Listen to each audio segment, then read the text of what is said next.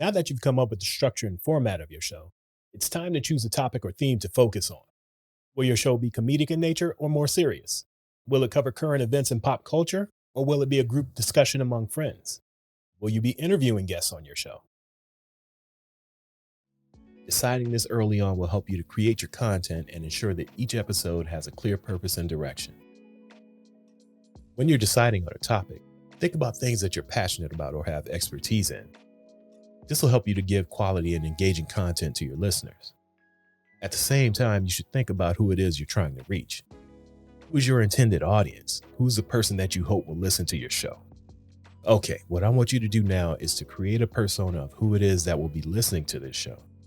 Try to visualize who this person is. What type of content do you think they might be interested in?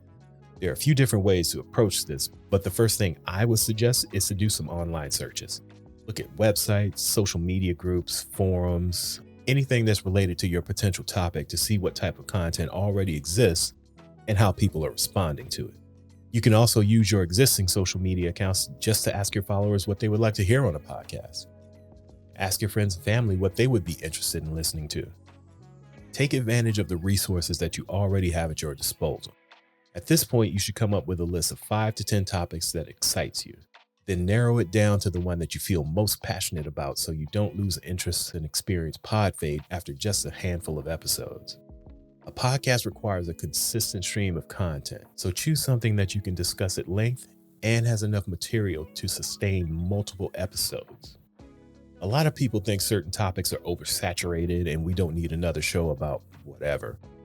It's okay to cover topics that have been discussed before, but you should try to find a unique angle or perspective that sets your podcast apart from others in the same space.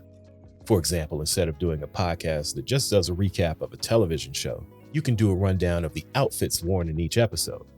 On the other hand, you could choose to speak to a topic that is underserved.